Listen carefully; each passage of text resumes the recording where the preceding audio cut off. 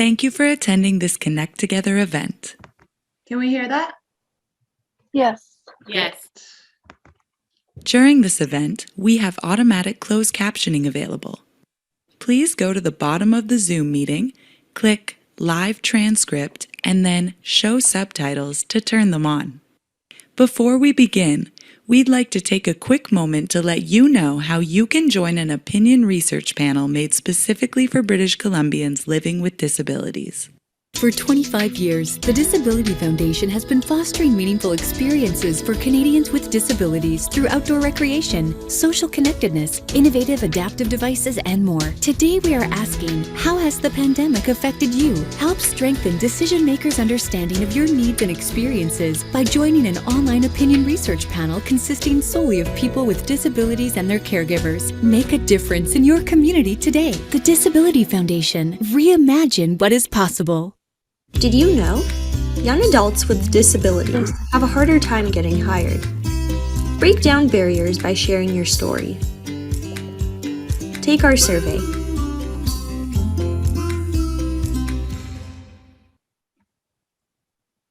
All right.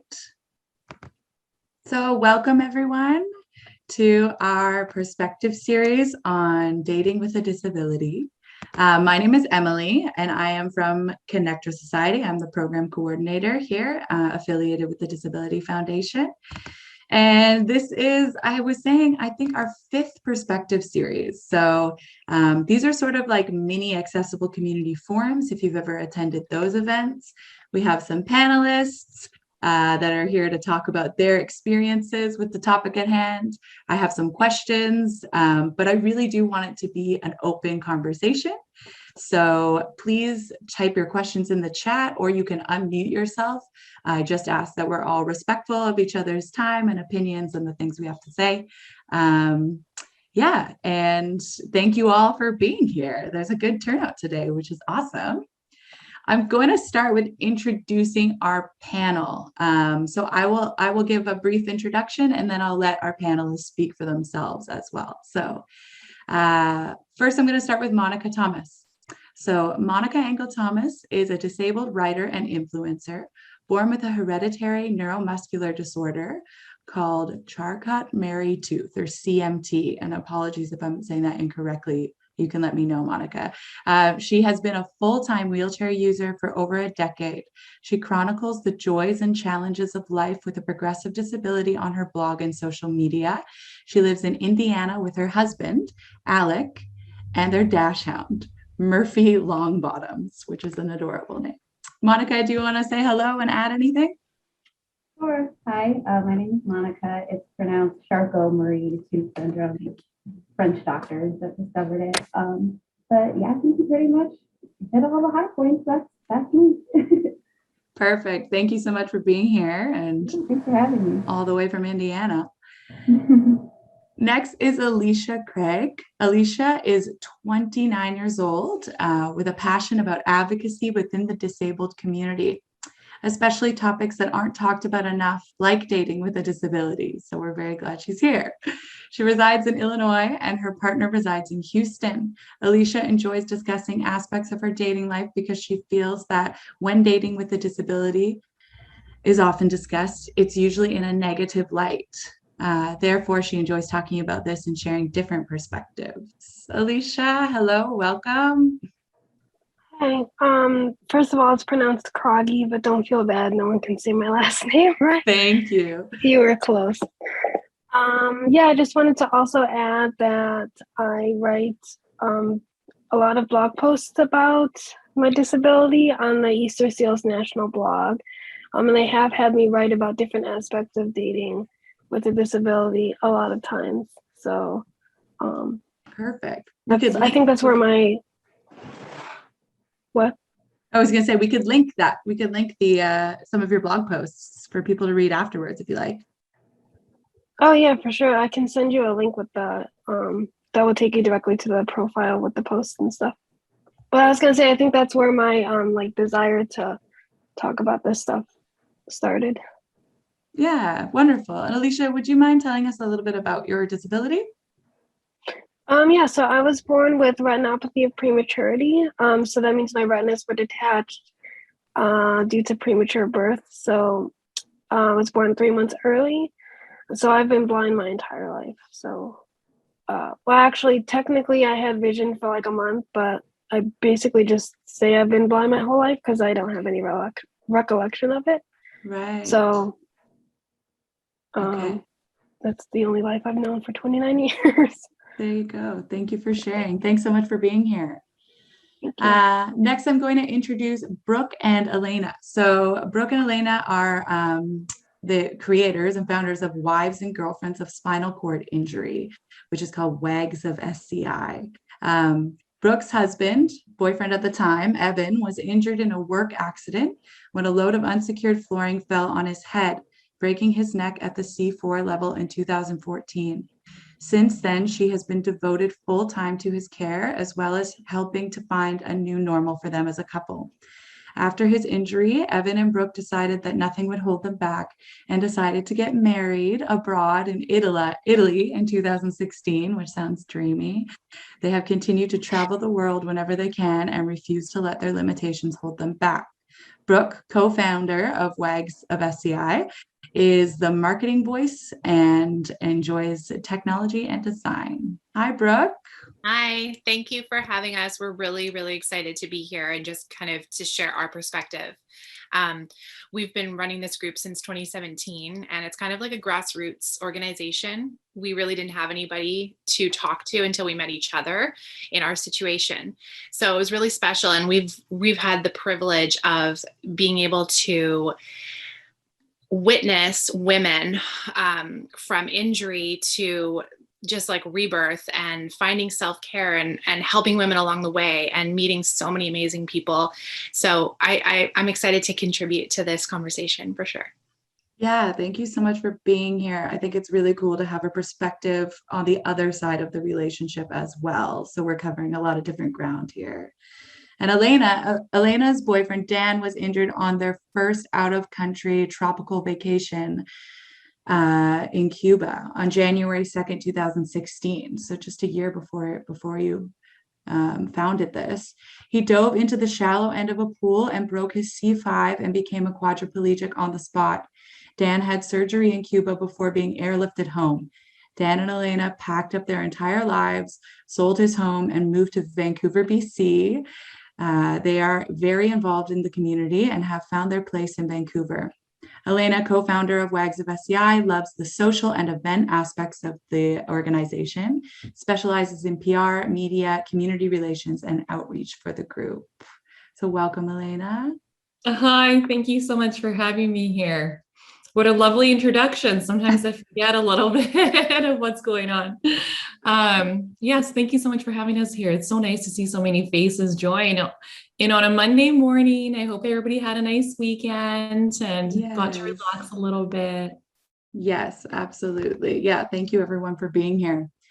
So I want to start the conversation off by maybe sharing our stories. I know that everyone here is in a relationship, okay? So I don't know if maybe you want to offer a perspective before you were in your relationship, or if we can talk about how we met our partners. Monica, do you want to talk about how you met your partner? Yeah, sure. Mine's probably the most boring story because of partner for going on 14 years now. We met in high school and started dating when we were in college, and have been together ever since. So my dating history before was just a lot of high school nonsense. I probably have as much dating experience as other people on the panel. That's all right. It sounds like you found him and stayed with him, which is awesome. So he's been with you since the beginning, and so as having, is it a progressive disease that you have? It is. So when his name is Alec, when we first started dating, I was still able to stand and walk. I was able to drive. I wore leg braces at the time. The Charcot-Marie-Tooth is a progressive disease. So as my muscles got weaker, I ended up in a wheelchair. But even then, it was I was able to get out of it sometimes. And then it's been unable to stand full-time wheelchair use for about 10 years. So I think in some ways it made it easier because it wasn't like our lives changed on a dime. It was very, it was a slow progression. It was slowly adding more things that he had to help me with. It wasn't all at once. So I think we have sort of a different experience than some other people may have had. Right. And so what would you say are some of the key things to ensuring success in that relationship? I imagine like communication and being able to ask for what you need as things progress would be a big thing. Absolutely. I think communication is the number one thing because he is, allowed to be frustrated. I'm frustrated sometimes, and he has to be allowed to tell me that and for my feelings not to get hurt. We have to have this very open communication to talk about how we're feeling. And we have done that pretty successfully as the years have gone on. In the beginning, I was very worried about being a burden on him. And it took a lot of him telling me that that's not how he felt before I actually believed it. But now it's been so many years that I think we're in a pretty solid place with all that.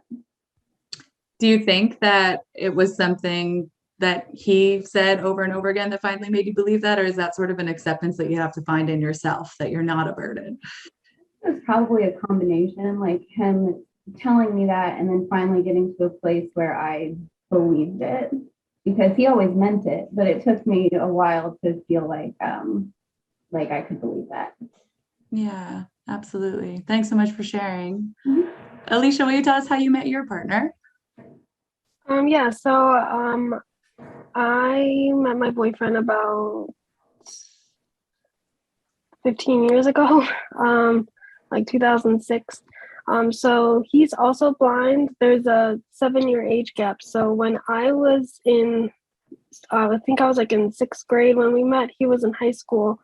And part of the program for visually impaired students was after high school, they had like a transition program for students who were making vocational goals, so employment goals. He worked with a job coach. And at the time, one of his employment goals was to teach Spanish because English is actually his second language. Spanish is his first. So he was my Spanish tutor at the time because I was taking mainstream Spanish. Mainstream is when like blind students or any student with a disability is in class with non-disabled people. Okay. So he was tutoring me, and then we did sports together because they didn't have enough teams in the middle school and high school to field 2 individual teams. So they would combine them in a district.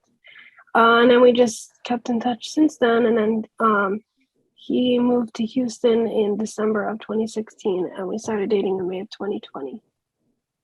Okay, so you're in a distance relationship. Yes. Which comes with its own challenges. During a pandemic. My timing is great. That's awesome that you've known each other for so long. And you said in your bio that you feel often when dating with a disability is talked about, it's talked about in sort of a negative light. Do you want to kind of expand on what you mean by that? Yeah, so I've just noticed like with blind people, like not me specifically, but just in general, like if a blind person is dating a sighted person, is often asked like how, like a lot of people think like a blind and sighted couple, like the sighted person is the blind person's caretaker or something. Or if 2 blind people are out together, people automatically assume that we're related. Like 2 blind people can't date each other. I don't know. That's interesting. Yeah. And so I don't know. I feel like it's just not discussed really at all. But if it is, it's kind of like, I think we just focus more on like, well, like a partner is seemed more as like someone who has to take care of us or something. Right. At least in the observations that I've seen. So that's why I was interested in this panel, because I wanted to shed light on like, well, first, the 2 blind people can date each other. I don't know why that's like not a thing people think of. But also just because we're in a disability, like people with disabilities are more than capable of maintaining a relationship. Absolutely. Absolutely. Well, we're so glad to have you here sharing that perspective.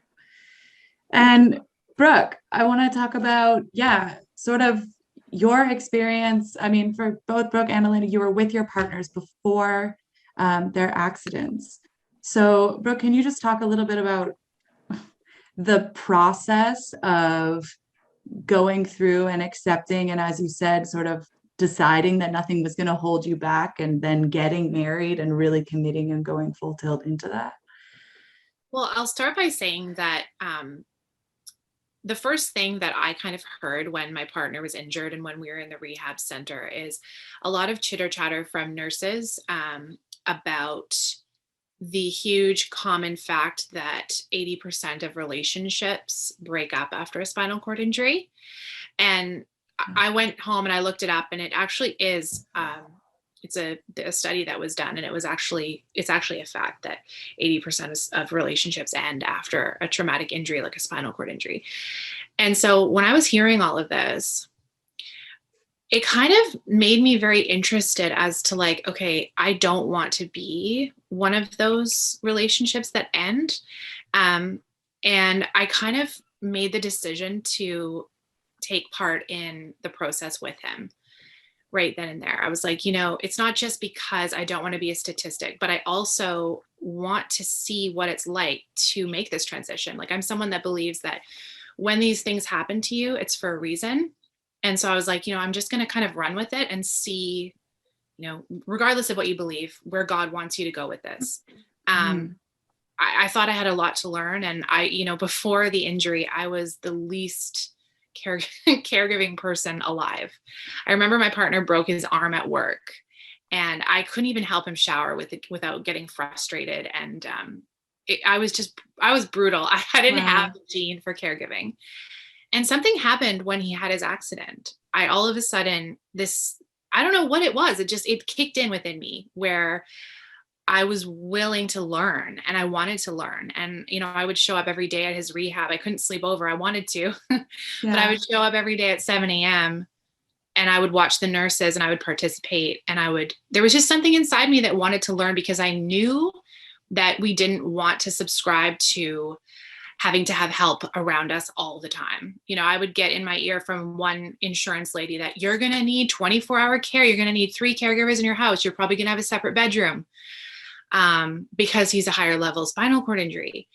And I knew myself and I knew him, and, we're more of like the spontaneous, adventurous types. And I didn't want that to be our life.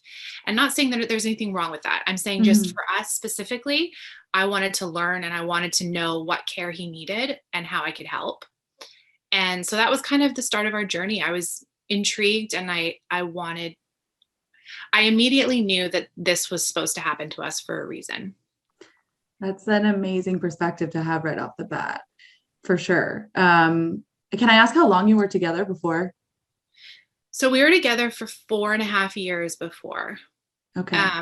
And, we were both workaholics. Like, I talk about this a lot on the podcast and stuff. We were both workaholics before this. We had devoted our life to being career people. And then on the weekends, my partner was off mountaineering. We were always doing random trips, outdoor trips. We did a lot of hiking together. We were always busy, and we never really slowed down.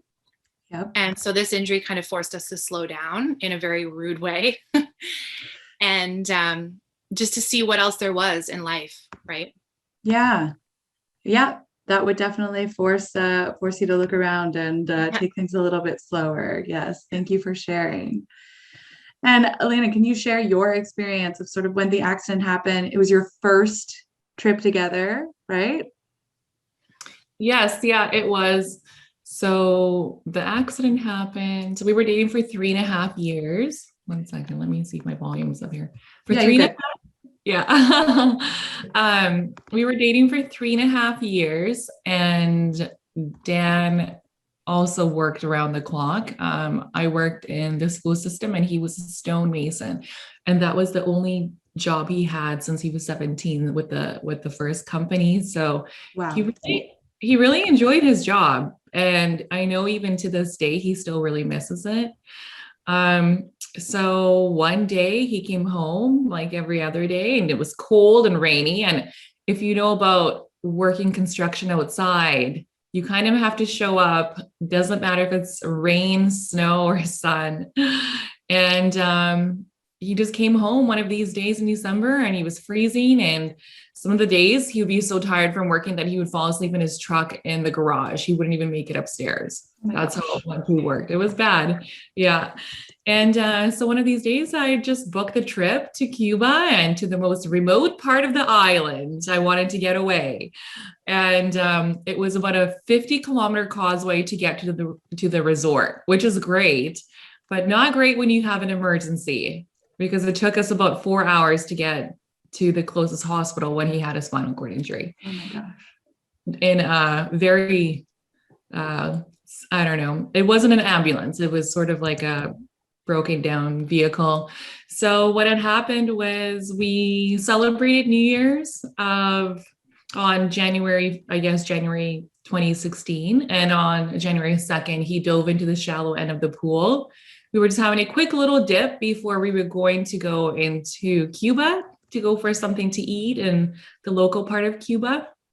And I went to the restroom, and when I came back, he was floating in the pool, surrounded by a large group of people. And I sort of looked around thinking, what's going on? Where's Dan? Like, I needed somebody to explain to me, thinking that Dan was going to be the one to explain it to me. And then I saw it was him in the pool. So yeah, that journey, it's been a long journey. So from that point, I just ran back to our hotel room, grabbed all of our items that I could, our insurance, our passports, my travel neck pillow, which I actually ended up holding him in the ambulance or the car, rocking back and forth. They didn't put a neck brace on him. Oh. Yeah. So from there, it was many calls to his family, to the embassy, to try to get us out of Cuba. They wanted to keep us there for a month.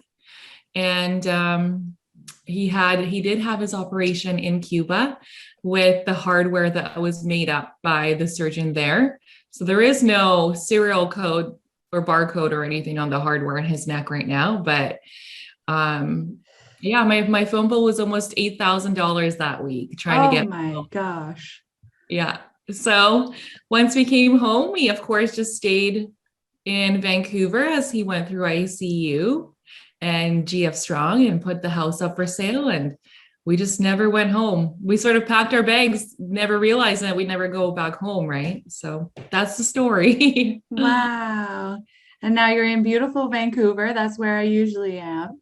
And then it's incredible that you've created this support network. And I want to get a little bit into the backstory of that. But first of all, I just want to talk about some of the things that you look for in a partner, especially if you have a disability. What are some of the things that you really need from your partner? And if Monica, if you weren't with your partner today and you were looking to get into the dating world, are there some things that sort of stand out, traits and whatnot, that you really need to be able to get from your partner?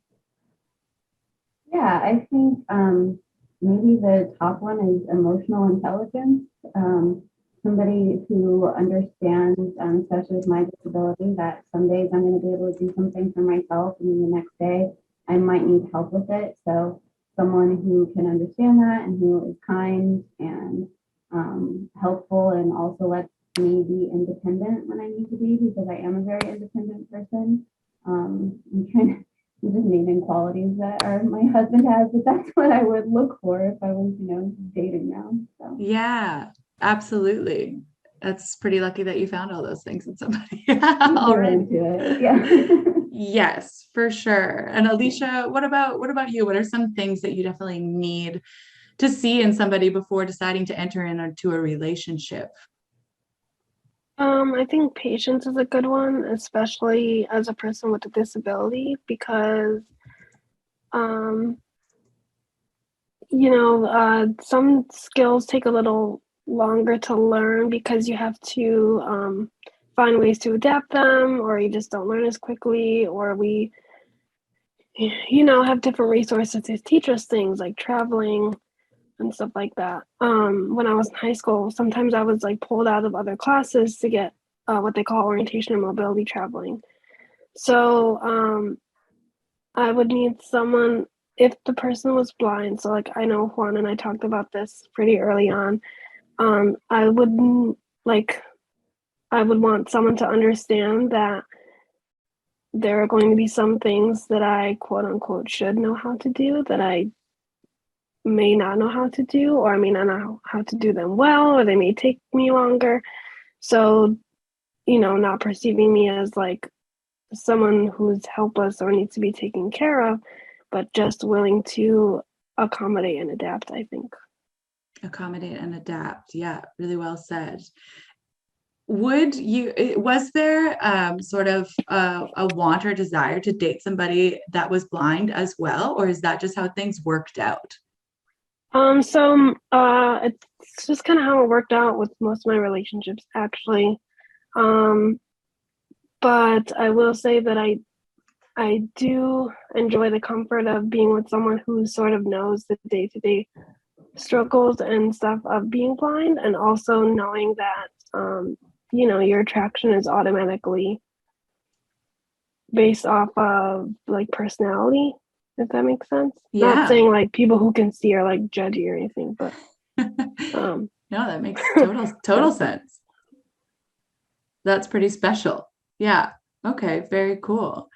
Yeah, I think asking for accommodations, like we've said before, has come up in all of these perspective series, and in the disability community is one of the most important things to sort of get a hold of and be able to do. I also think on the other side of things, like being the partners, Brooke and Elena, you have to be able to ask for accommodations as well. And kind of as Monica was saying, for her partner, he's allowed to say that he's frustrated. And are there any sort of tips or things that you have put in place communication wise that sort of have helped you be able to feel safe in airing all of your grievances or whatever may be going on? Talk to us about communication in your relationships, Brooke.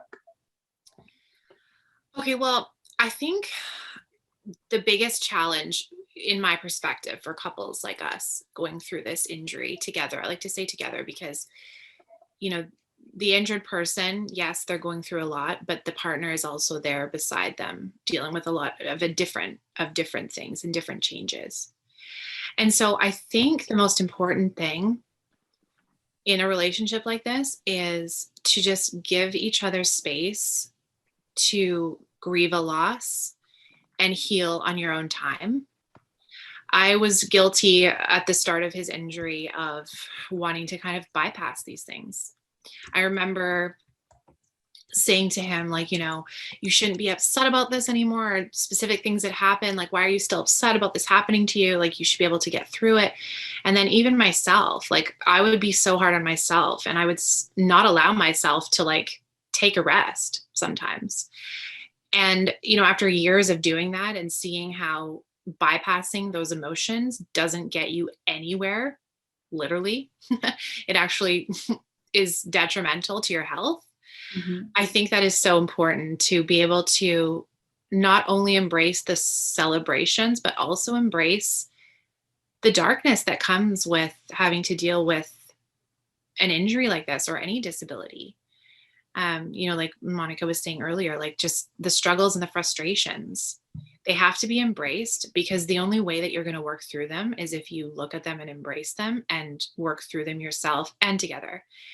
And so I also wanted to mention that, from an observer perspective and someone who's with someone who is paralyzed, my partner is he's a completely different person now than he was before his injury. I would say in a very positive way. So because of what happened to him, he's kind of had to work through a lot of stuff that most able-bodied men don't have to work through. The most important thing is being vulnerable and being having to ask for help. And that whole toxic male thing comes into play there, where these guys were all trained that, you don't ask for help. You're the caregiver. You're the one that takes care of the family. It's in our DNA almost. It's very primal.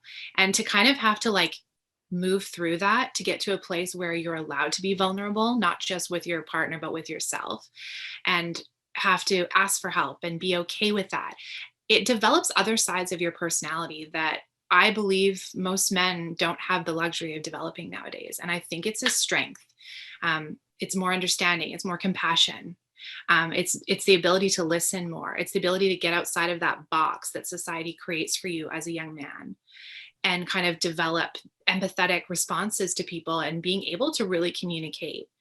And it stretches across all aspects of our relationship. So I just wanted to mention that from my perspective as well.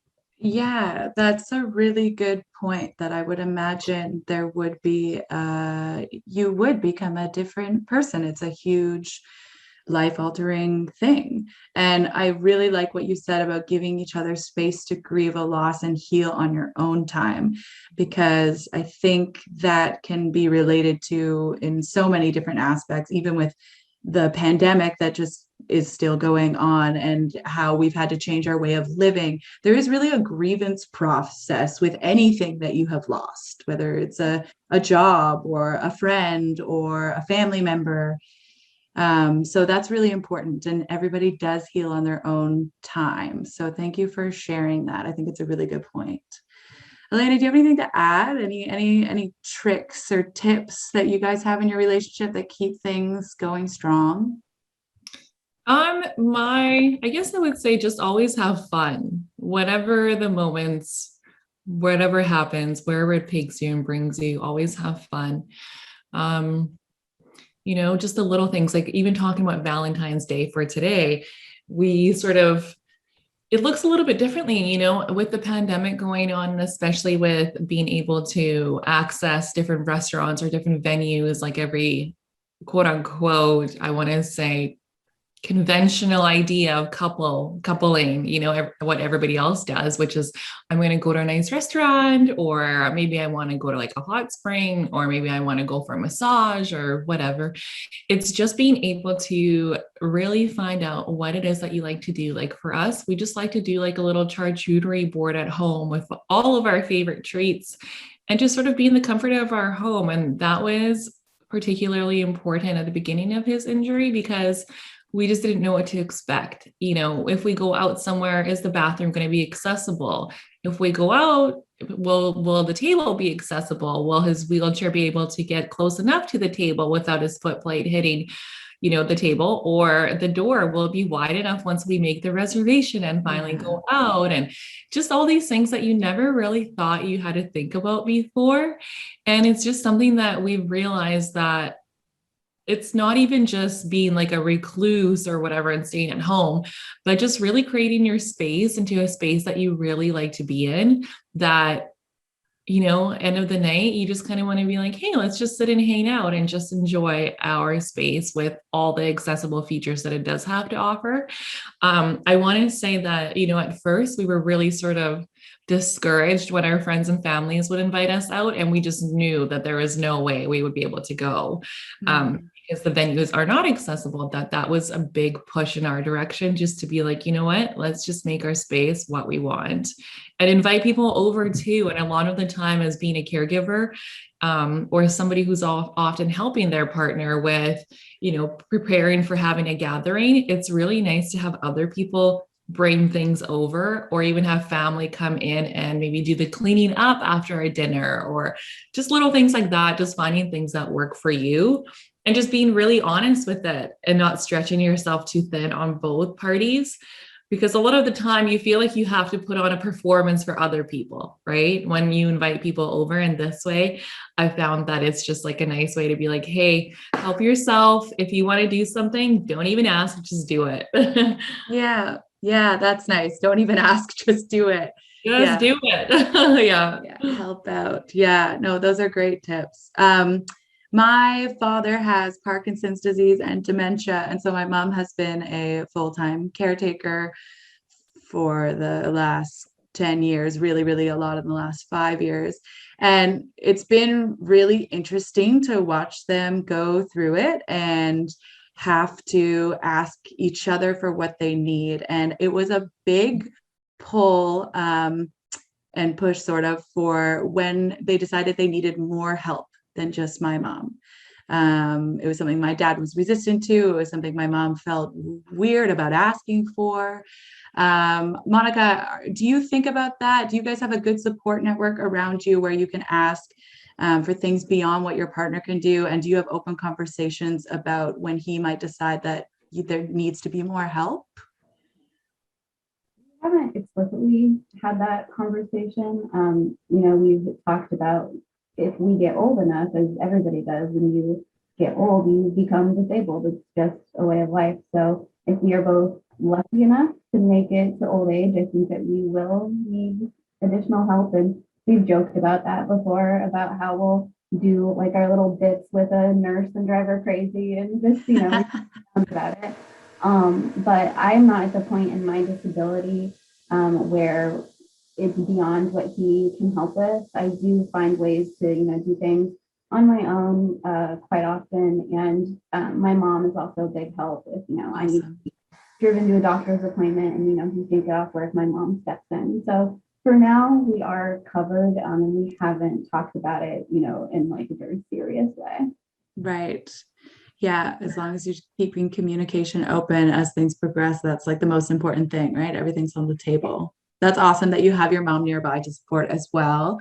Alicia, let's talk about some of the more positive stigmas that you want to put out into the world about dating with a disability. What is some advice that you might have for somebody that's entering the dating world with a disability and maybe feeling a little bit intimidated about meeting new people?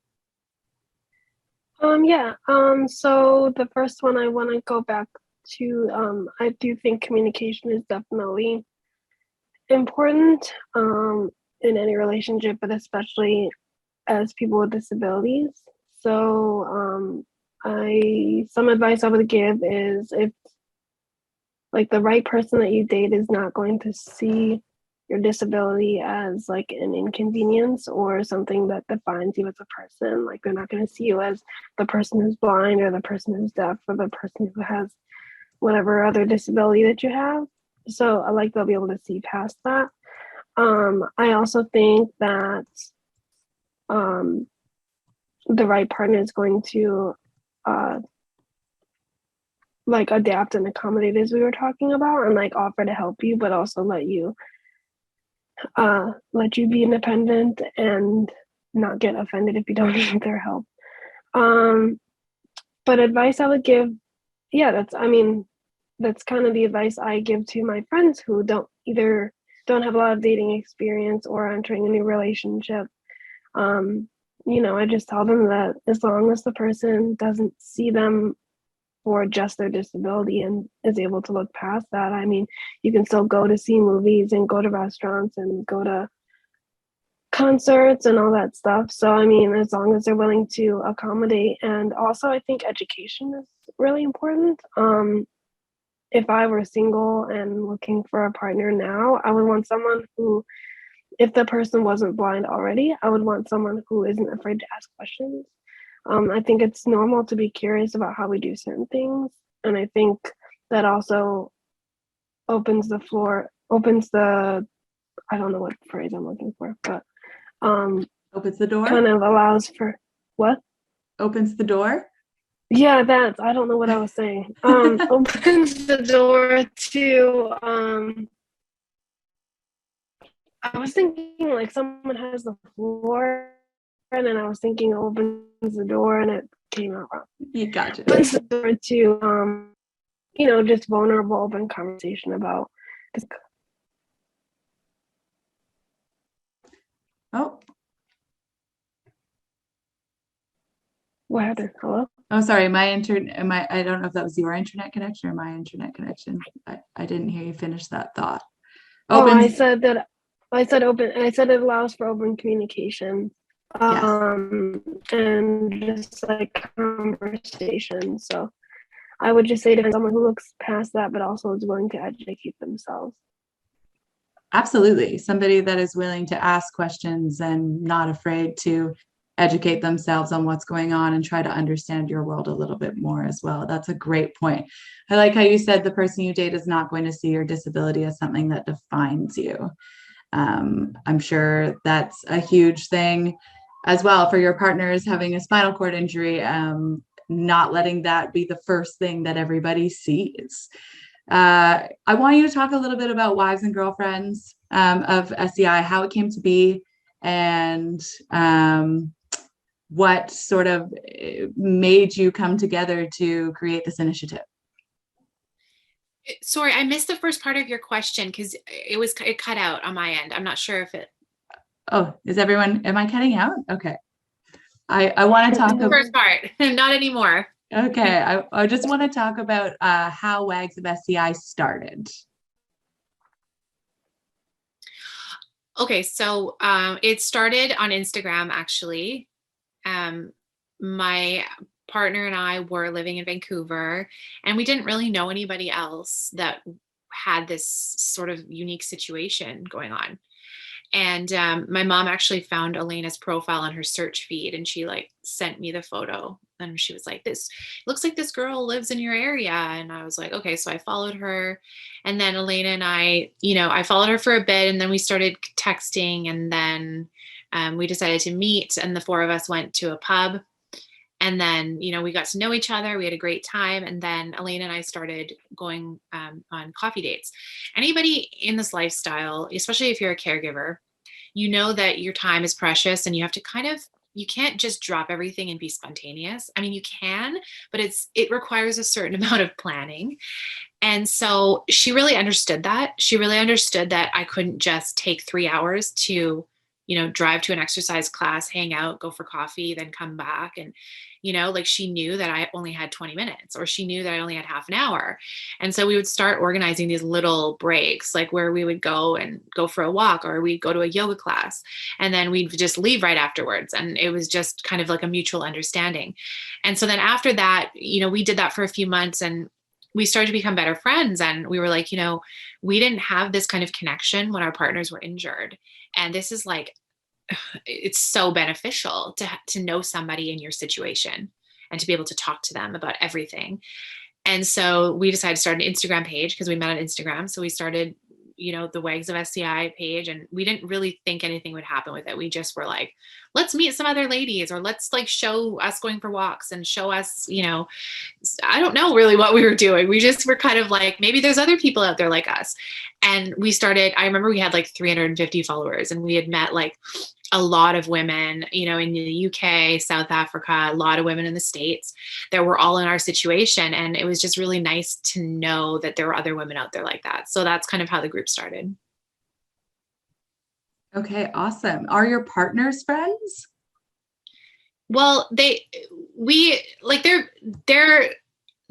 have the kind of friendship that we do, because we work together, Elena and I, and the focus is kind of on the Wags thing.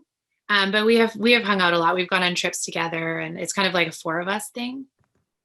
Okay. That's awesome. And Elena, can you talk a little bit about like how important it's been to have a support network and how this has sort of changed your situation?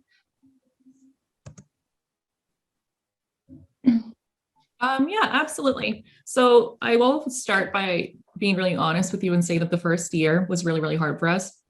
My partner went through a stage of, I would say, depression, and was trying to get used to being a really physical person, 6'2", big Italian guy, to now being, I don't know, 4 something in a wheelchair and not being able to do a whole lot.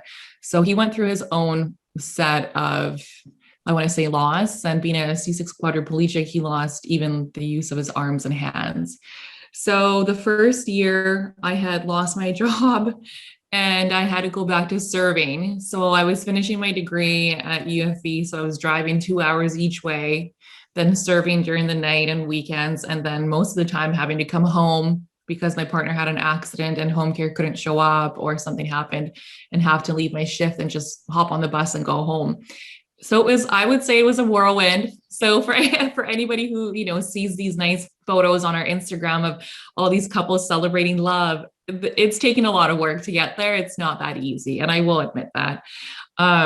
So having this group, I think for both of us it was really eye-opening, because it let us let us see that there was life after spinal cord injury and that we could still go travel. We could still, he could still drive a vehicle at some point and he could cook with adapted equipment. And I would say for myself, being really honest and open, talking to other women about, things from fertility to sexual health to bowel and bladder management to AD symptoms to all sorts of things.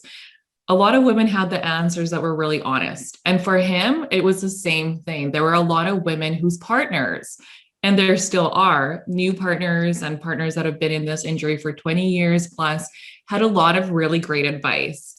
And for both of us, I think it had been beneficial because instead of sitting there, looking at each other like, oh my God, what do we do? There are no answers. We were able to sort of hop onto the Wags of SCI community from the comfort of our home and just have really open conversations about what do we do? What is your advice? And I would say, in no way am I the expert in this field, not at all. Brooke and I were just really lucky to find each other and be able to devote a lot of time and energy into creating resources for other people. And I think that has been the biggest thing that has been brought through the Wags of SCI is just not having the answers, but hoping that somebody will be able to sort of talk you through it. And I think that's been really valuable, especially during the pandemic where we haven't really gone a lot of places and you can just sort of connect over the screen and really, really easily. Yeah, I think support is so important. From seeing my mom go through it as well, being able to have people see exactly what she is going through and be able to be really honest, like you said, about what's happening. And I appreciate you saying that this was not easy in the beginning, because I think that that's what people need to be able to say and hear and feel safe, that it's not all Instagram and things are going on. So thank you for what you do. I think it's an awesome place for resources and support. Do you also encourage your partners? And I'd also love to know if Monica and Alicia, you are involved in any support groups. But Brooke and Elena, do your partners also have support around them, like with other people that have had spinal cord injuries? Yes. So after that first year, Dan joined the wheelchair rugby community here in Vancouver, and that was a tremendous source of help, I would say, for him. He was able to take himself to wheelchair rugby and back and learned a lot from the guys that were really living the life, right? And he, a lot of life hacks, a lot of questions he had, the guys would just be really real with them. And how guys are, groups of people, they just kind of razz you. Oh, come on, man, you can do this. Just get going. You got this. Oh, you're having your girlfriend help you. Oh, that kind of thing, just being silly. But that actually really was beneficial to him. He learned a lot. And then he started going back to school, and he's now in the rec therapy program, which I think, he's able to find his belonging again. This is what he's really wanting to do, was help other people through rec therapy. And being in school, I think, you learn a lot. So that's really kept him quite busy. And like Brooke said, when we first connected, he had Evan for a lot of guidance too, or, when we would run out of medical supplies or catheters, and we would ask, where do you go to get a wheelchair part replaced, or, well, how do you do this? That was a tremendous source of help. And I think that's really important. I think a really key word is belonging there. I think it's like so important for people to feel like they have a belonging somewhere. And I would definitely imagine that would be a big transition with a big life change like that, refinding a belonging somewhere. Brooke, is your partner involved in some support as well? Yeah, so a big shout out to Neuromotion. It's a physiotherapy clinic in Vancouver. It's a specialized physiotherapy clinic. And he has been with them since the very start of his injury. I remember going and signing him up for the Locomat, which is a machine that helps you to walk, when he was still in GF Strong. So I had to get permission from their physio team to let him go to an outside physio during, because they wouldn't get him up on a standing frame. They wouldn't get him up on a tilt table. They kind of pushed him aside and said, no, your injury is too high. You don't need to do that. And both him and I were like, no. I want to get up. I want to start moving. And so that's how he became involved in Neuromotion.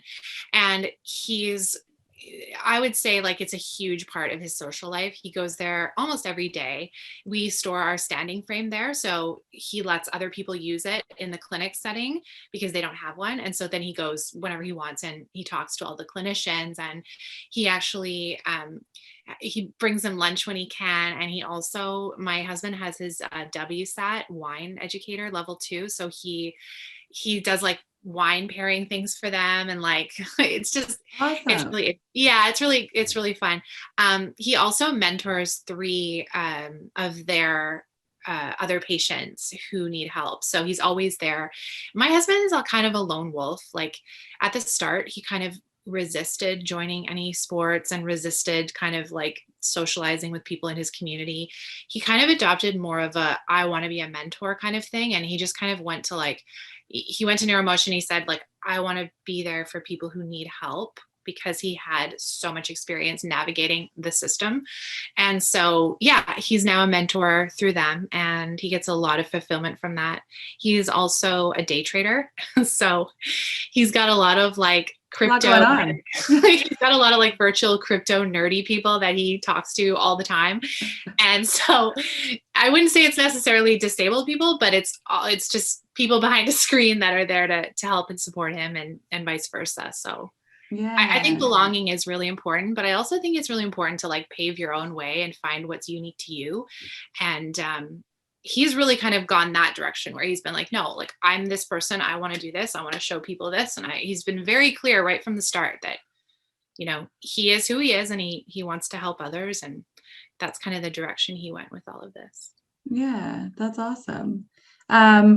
Yeah, and Monica, because you've been with your partner since high school, I wonder, like, even as we were saying that we grow and change, you know, in this, like your injury from Brooke was talking about, her partner has sort of made him into a bit of a different person, right? Or a completely different person. And I feel like even as we grow with our partners, especially if we've been together with them from so young, we change and we shift a lot. Has your support group changed over the years? Are you quite still like tight with the people that you were with in high school, or do you have support elsewhere? I'm definitely not tight with people I went to high school with. I will say Alex and I started dating in college. We just knew each other in high school. Oh, okay. But not that that's important. So my support group has really been my family, because CMT is a hereditary disorder. So I have 8 family members that also have CMT. Wow. And so we have a lot of examples of disabled people with partners who are caregivers. So we kind of have this built-in support system. But I will say there was a long time where I felt very isolated with my disability, even though I have family members with it, because I do have the most severe case in my family. I'm the only person who's a full-time wheelchair user. So, and there's quite a big distance between my sister and I. She's 8 years older than me. So we were never in school at the same time. We weren't experiencing being disabled in school at the same time. So I felt very isolated for a long time, really, until I got on Instagram and started finding all these accounts of women in wheelchairs and people with CMT who were full-time wheelchair users. And I started feeling much less alone in that online space. And as far as my husband goes, like Brooke was saying, he is a lone wolf. He's very introverted. So he has like a small group that he can talk to when he needs to, but he's also very comfortable bringing that kind of stuff to me directly. We have a very communicative relationship, and he can bring those frustrations or sadness or whatever. We can talk about it almost from a distance outside of our relationship, if that makes sense. Yeah, that totally does make sense. That's really well said. Thank you for sharing. And it's interesting because Brooke and Elena met on Instagram, but we found all of you from Instagram. So, Alicia, have you used social media to find any support community at all, or where does your support come from? Yeah, so I talk to my friends if I'm struggling, because long distance is hard enough, and then because of COVID. So I don't have a lot of friends personally who have done the long distance thing. So actually, yeah, I am part of like a Facebook group. So obviously I don't know most of them, but that's fine. People just post and ask questions, or like, I know a lot of people were asking about how we were celebrating Valentine's Day. So now everyone stole my Valentine's Day idea, which is fine. What is it? Are we allowed to steal it? I mean, that's fine. No, we because it's too cold to fly here. I don't care enough to like make him fly here, So we each just picked a nice restaurant near our house, and so he's ordering mine and I'm ordering his, and then we'll just talk and maybe watch a movie or something. Oh, that's really so nice. Everyone stole it, which is fine. But like, so yeah, most of it is just like Facebook groups, like I said, because not that I don't talk to my friends, but sometimes you just, even if you don't personally know them, you just need to talk to people who get it. I know a time that I wish I had a support system virtually that I did not was it was like halfway through the pandemic. So he visited in September 2020, and then Texas was like a red state, so cases were getting worse. And so I saw him September 2020, and then I didn't see him again until April of last year. So it was like over half a year.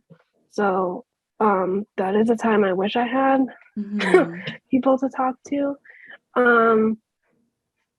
So yeah, I'm like, now I'm especially thankful that I was able to find groups over social media. Actually, I think it was during that time that I started looking, because I was like, I love talking to my friends, but they're probably sick of hearing about it because they don't know like what this feels like. So I think it was during that 6-month period that I think I just typed like long distance relationships on Facebook. Oh, wow. Like it was totally random. I was just like, let me just see what comes up. And it was a group that I found out months later was created by these famous YouTubers people might know, called their names are Sam and Monica.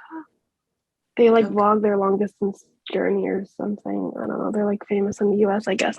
Okay. But it was like during that time that I found a Facebook group. So very cool. I do think that the pandemic really had us all reaching out for lots of support, and maybe admitting that we needed more than we thought we did.